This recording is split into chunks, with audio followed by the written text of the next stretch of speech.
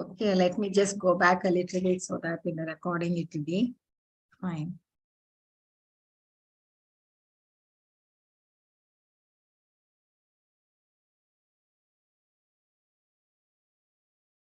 So what we just bear with me in this. So what did the short recap? That is last class we saw how Krishna was talking about for contracting the argument put up by clarifying Arjuna's concern, the feelings of compassion for the army on the other side because they were his relatives and he didn't want to fight with them, not kill them. So Krishna was said, since that they are the soul and they are not killing anybody because the soul cannot be killed. The soul is eternal and you do not have to lament. You just fight. And body is perishable anyway. This whether they can be in the battlefield or thing, but body will always be perishable. So why lament? Just fight. So Lord gave the Atma Tattva. So he destroyed the illusion by giving proper knowledge. So that it will inspire Arjuna to take proper action. Then he gave us the characteristics of the soul. Eternal, same, is unbreakable, insoluble, everlasting, present everywhere, and Satchitananda. And then we have a list of the characteristics. So all Krishna said, you just, why lament? You just fight. And now he's coming to the second reason which is given by Arjuna. What was it? That I cannot find because there's no enjoyment. How will I enjoy when I kill all these people and there won't be anyone left to share my victory? Okay. So Prabhupada mentions in his lecture saying that this is what most of us think what the life is about.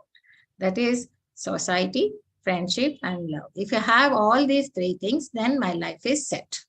So that is what even Arjuna is thinking here. So to counteract that argument, Krishna is going to open a new section. So he says, be dutiful and enjoy. He's talking from the Karma Kanda section.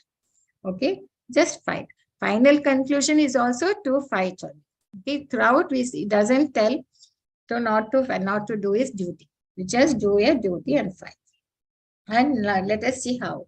And here, I mean, you will enjoy. So that is impetus to do the duty is to, you will get gains from dutifully fighting, and losses will come if not. So what do you see? Let us go to the verse we were talking about, right? So Burma api chavikshya na vikampitam arahasi dharmyat di udyat shreya nyat shatriyasna vidyate. So here it is very clearly, I mean, from this verse you can really see that Krishna is telling that this is the Dharma Yuddha, religious war. Dharma di Yuddhyacha. So he clearly says in this word, it's a Dharma Yuddha. Yeah. Okay. And Shreya. So it's a religious word because Krishna, and what is the difference here? It is the Lord himself has orchestrated this. Okay. And it is being carried out by the direction of the Supreme Lord.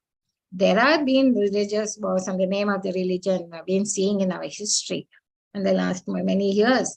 And it's all due to either to gain some power or for some stake in that. But many times they put the religion in the name of religion. There'll be political reasons for greed, for money or thing, but they put the religion in the front. It's like a mask. So they all bring anyone as a bad name to the religion. So, and then Krishna also mentions Swadharma. That is, what is the specific duty? Duty of the self to fight. So let us look at the translation. Considering a specific duty as a Shatriya, you should know there is no better engagement for you than fighting on religious principles. So there is no need for hesitation. Why do you want to hesitate? You are a Shatriya. That means is now pointing out to the Varnashma Dharma. So as a Swadharma is a specific duty. Now Arjuna can understand that, okay, now he's talking from my Varnashma Dharma, that is, I'm a Kshatriya. He has been trained as a Kshatriya, no, to do the duties as a Kshatriya.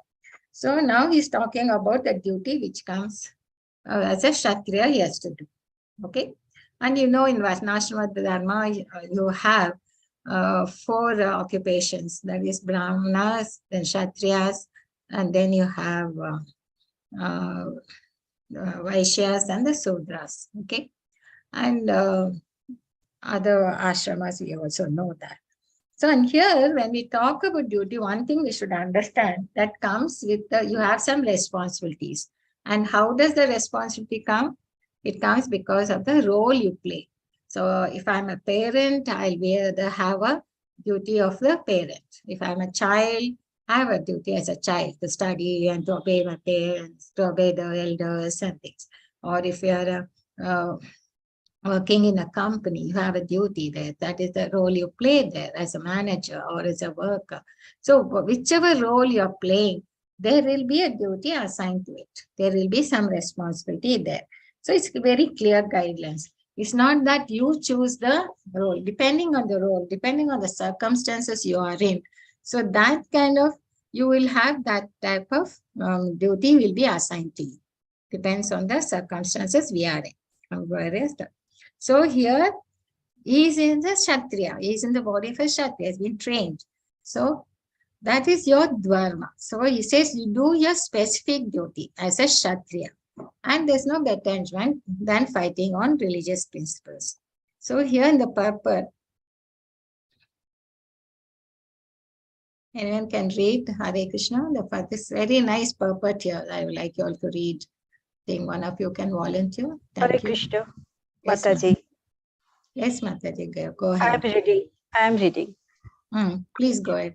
Out of the four orders of social administration, the second order for the matter of good administration is called Shatriya. Shat means heart.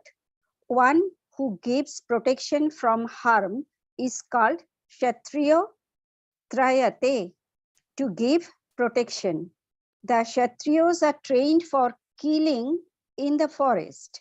A Kshatriya would go into the forest and challenge a tiger face to face and fight with the tiger with his sword. When the tiger was killed, it would be offered the royal order of cremation.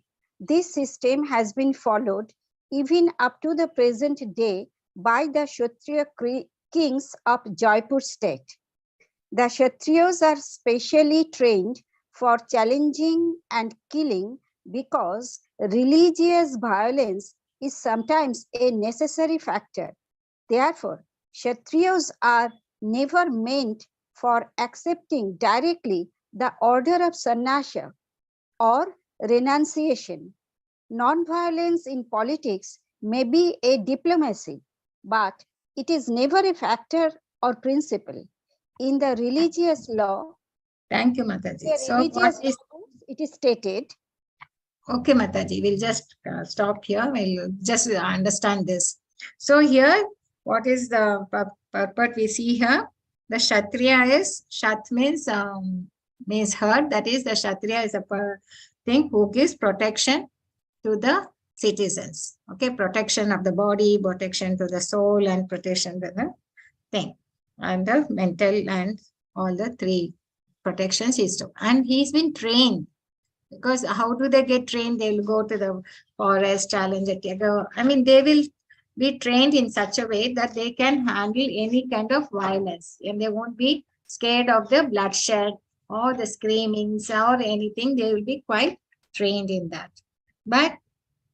And they will, and also if the tiger is killed in the way of training, they will give a royal order of cremation. This is the system which is followed even by Jain. But there is a knowledge. That means the training is given in those days for whatever the varna they are in. But are we doing that today? Is there something we need to think?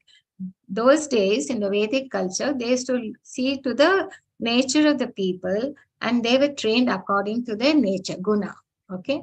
And today we have educations who give us the knowledge how to become a doctor, how to become an engineer, how to be a lawyer or administrator. But the ethics, it's the thing, the education system, that they don't touch. They don't tell you how to be a good doctor or how to be a good with value systems and how to be a good engineer. Only they give you the skill. and not the ethics. Maybe they'll arrange a talk in once in a year. Some popular speaker will come and talk about ethics and all that. But generally in the education system, we don't see this. But in those days, in the Vedic system, this was also instilled. They were, so even if they kill the tiger in the forest while, because they had to undergo the training, they will give them a royal order of cremation. Okay, this is the training they had on, and you fight on the religious principles, then it is not sinful, because it stays in the Shastras that you can, because there has to be an order, a law of order and thing that has to be followed. Now, even in our state government, we have policing and all that. So that is required. So religious violence is sometimes a necessary factor. That's what here. And it's also in the law book. Duty of a Shatriya, it is given. The 4 orders is the second order. First is the Brahmanas. So, and he is not supposed to take the order of sannyas, because that is not his nature. And he's not trained for that. Whereas the Brahmanas, he's supposed to take the order of sannyas and has to read the religious texts, Vedas, and he has to supposed to preach and guide the other and the other orders of the Dharma. Okay, that is how the system was, Varnashrama system. Okay, and we have this non-violence, ahimsa in politics. It might be a diplomacy, but it is never as a factor, or is never in the religious books. So this non-violence, ahimsa in politics is only what has been as taken up now, but it was never a factor or principle in the Dharma. In the religious law books, it is said, in the battlefield, a king or Shatriya, while fighting another king envious of him, is eligible for achieving the heavenly planets of death, as the Brahmanas also attain heavenly planets by sacrificing animals in the sacrificial field. So how do we understand this? So here it is being said in the thing, if they fight with kings who are envious to them, then religious war they are fighting. So it is, if they die in such a thing, the Kshatriyas will go reach the heavenly planets. That's what says in the thing. And Brahmanas, no, they will offer animals for sacrificial fire.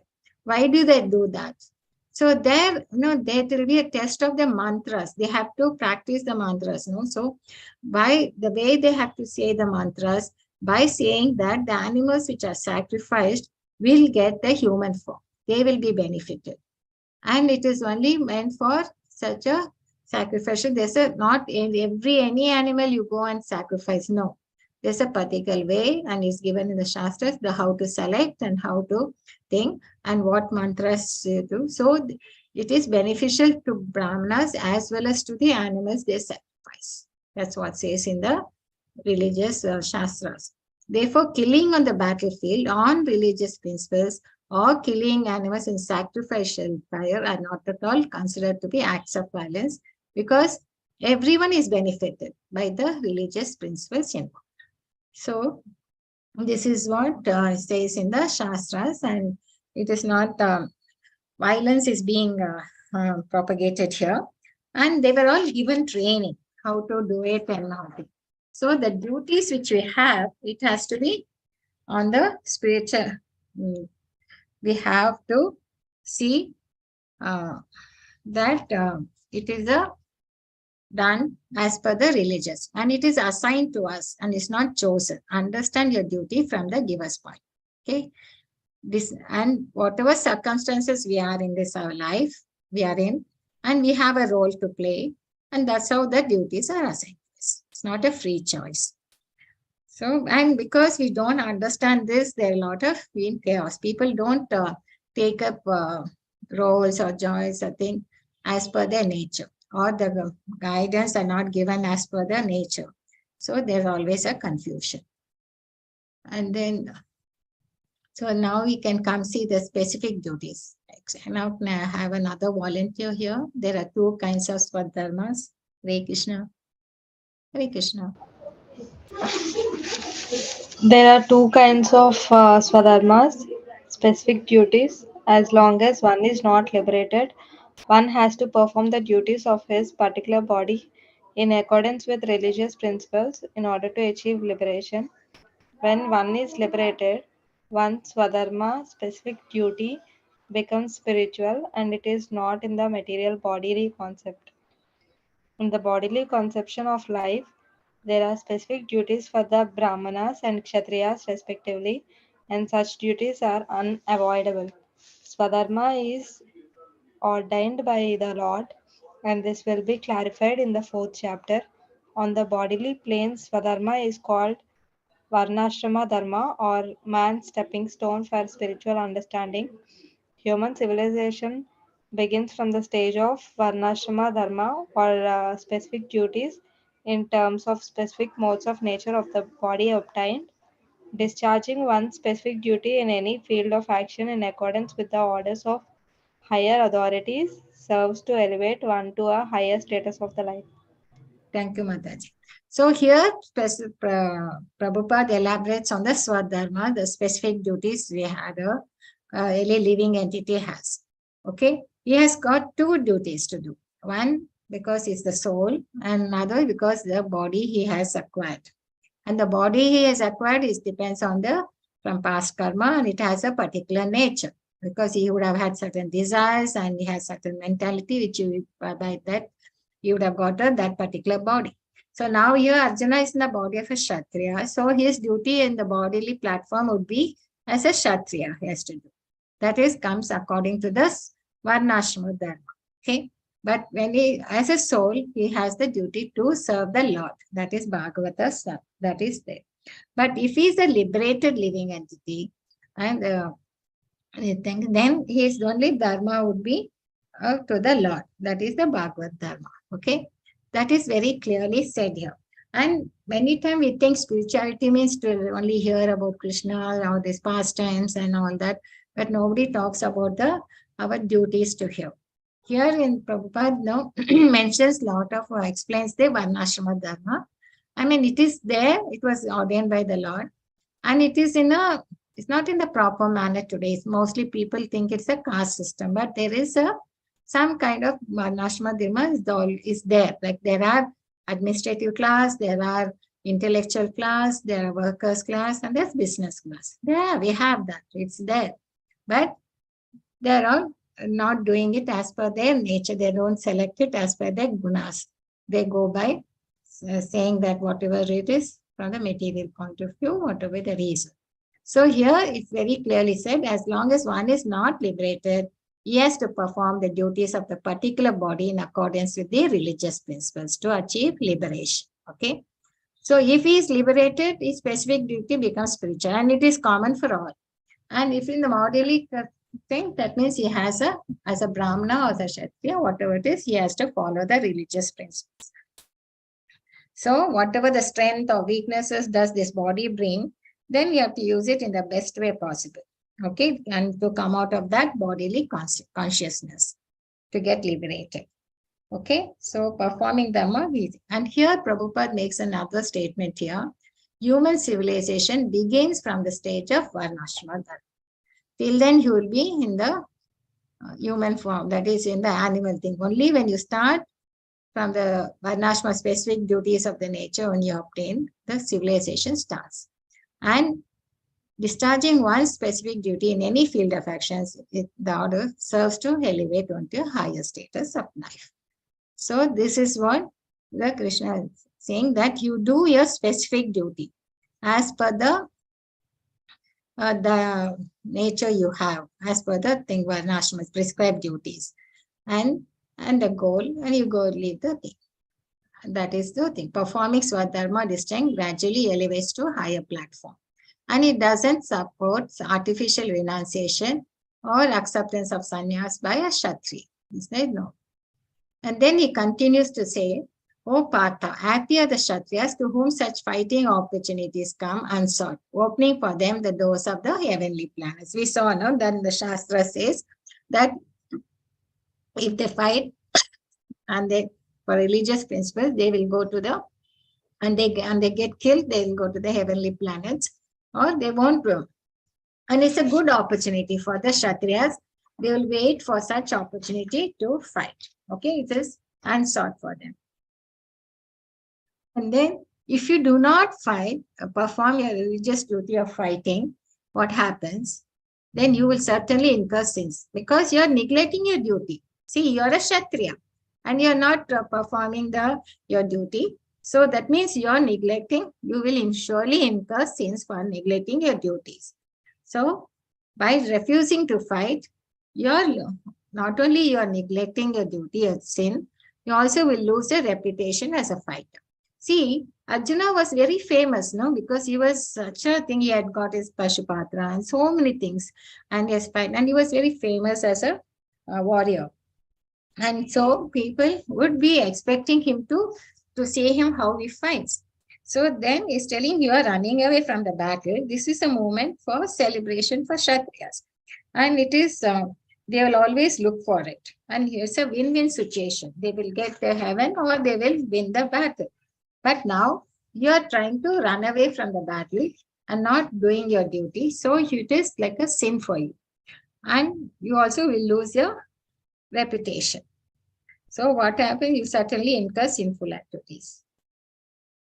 But Arjuna was telling, if I fight only, I'm going to incur sinful reactions because I'm killing my relatives. But here, Krishna is talking from the Shatriya point of view. He's talking from his Varnashrama Dharma, saying that if you don't fight, then you are incurring sin. Because you're a Shatriya. You have come to the battlefield, you're supposed to fight and not to run away. So, see, that is, now he's again telling him, bringing him back to his duties, what they have. Okay. And next he says, if you don't fight, this will be infamy, and a respectable person with dishonor is worse than death. Okay. People will start not respect you, and you will lose all your respect. In fact, today many people may not think like this, but doing this, what will people say about me, my family, my relatives? That's what Prabhupada said. But today people don't look at that. They only look at their own selfish things. But here, Krishna is telling this dishonor is worse than death. Many people never like to be dishonored. They wanted to be respectable, right? So he's pointing out that point to Arjuna.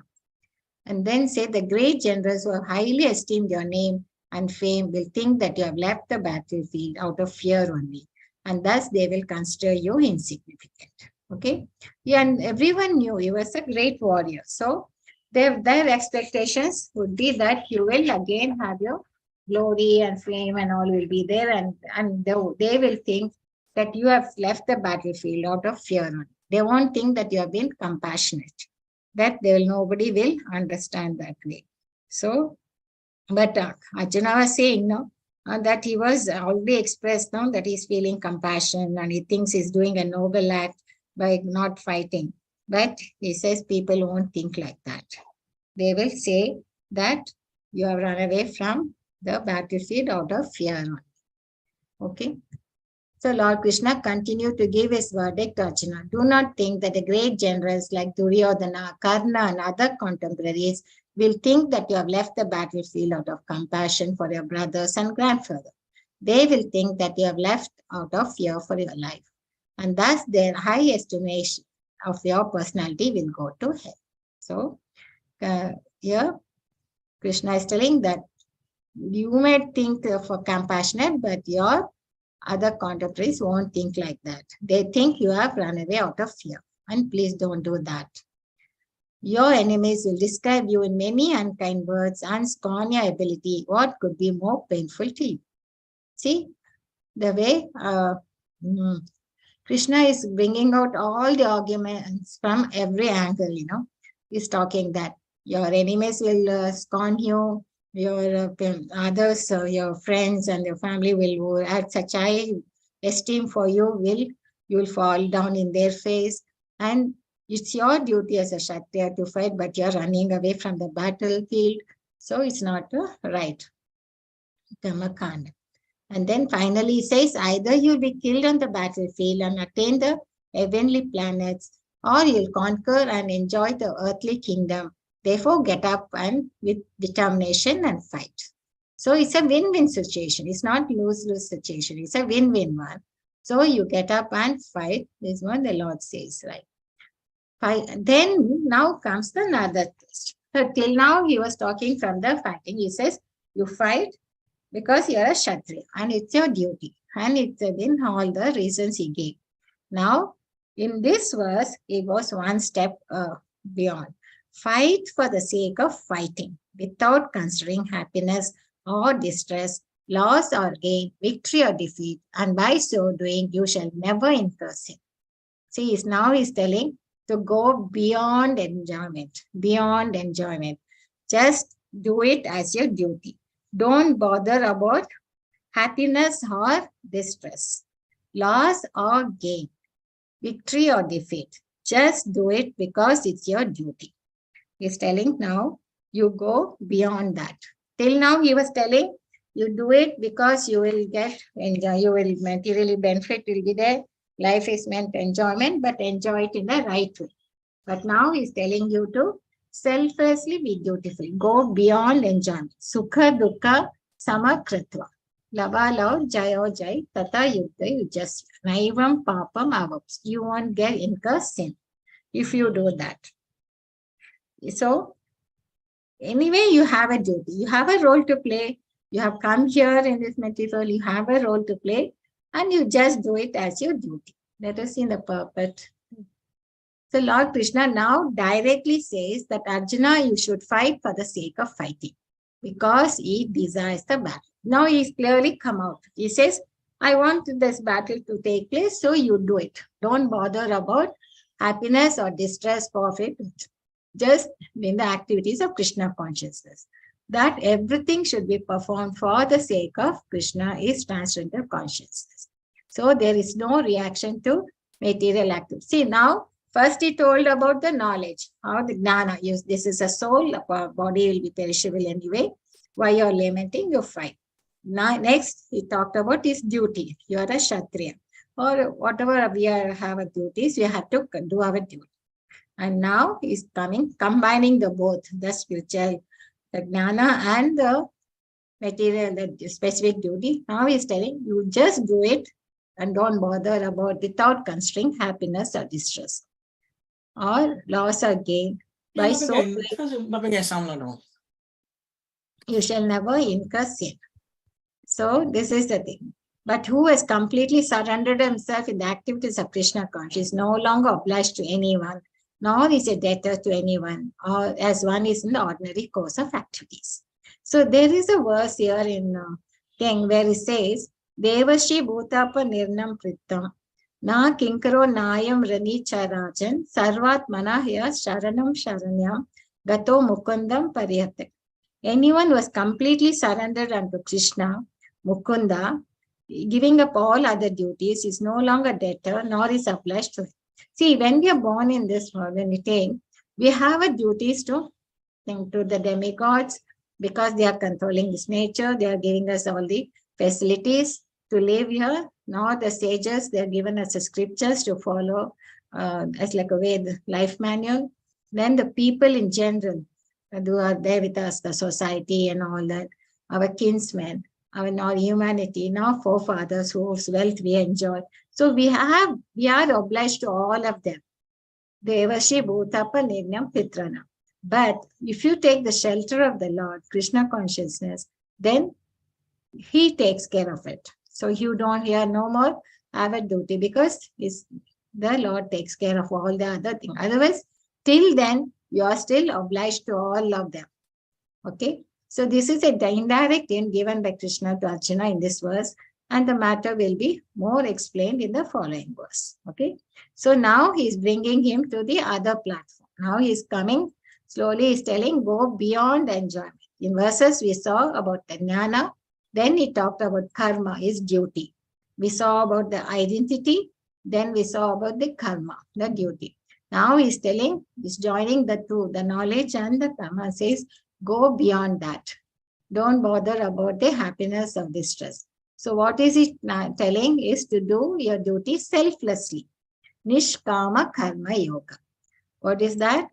You do it without material desires, Just work, just do a duty and offer the results to Krishna because they are not responsible for it. So he starts off, till now he talked about spiritual platform and now he comes to, finally he tells us how to get no reaction and how to go towards the liberation. Selflessly do your dutiful. Nishkama karma yoga in this verse. Accept everything belongs to Krishna. So you just accept that and just do your duty. Duty means it has to be done. It's indispensable in any situations. You cannot do without that. I must do, that's all. So that should be the attitude. So now he's telling Arjuna, you get up and just do it as a selflessly dutiful. Okay. So now he's going to talk more about the Buddhi Yoga, where he says, thus far I will describe this knowledge to you through analytical study. Okay, he said, what is matter, what is soul and all that. Now he's going to explain in terms of working without fruitive results. When you act in such knowledge, you can free from yourself from the bondage of work.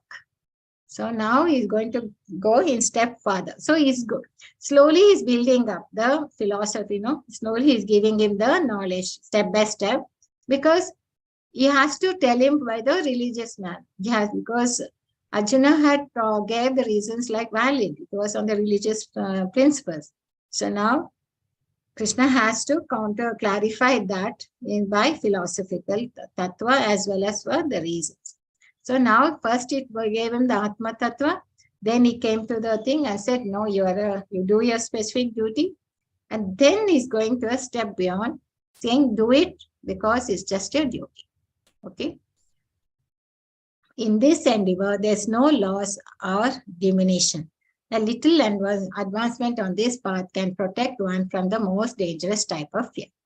We have Nashtra. So here is something which we need to understand. With this, we can close today's thing. But here, this is a very nice verse to keep remembering. In this endeavor, when you do like this, that is, you do it as a Nishkama Karma Yoga. When you do that, you do your duty selflessly. And if you do here in this path, there is no loss or diminution. A little advancement in this path can protect one from the most dangerous type of fear.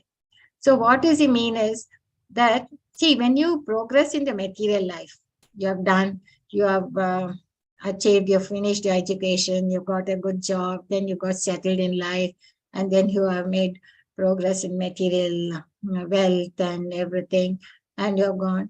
But all of that, once you die, once you leave this body, everything goes up. And again, you have to start from, when you take another birth, again, you have to start day one. Okay? But the progress you make in the spiritual path, what is the benefits? It doesn't go away. It will be there with you. If you have done 5% progress in this life, then in the next life, you start from that 5%. It goes cumulatively. So that is what here Krishna is telling. You do this selflessly, your duty. If you do that way in this endeavor, there is no loss or diminution. It just goes on. You'll be progressing. And any little advancement on this path can protect one from the most dangerous type of fear. What is the most dangerous type of fear? Anyone remembers? The Prabhupada writes that you won't be able to take human birth next time. We don't know what birth living entity we'll be having. Activity in Krishna consciousness or acting for the benefit of Krishna without expectation of sense gratification is the highest transcendental quality of work.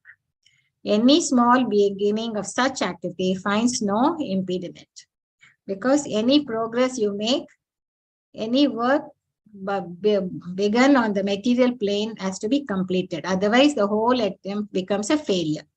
Okay, if you have not finished it, it is a failure. You have to complete it.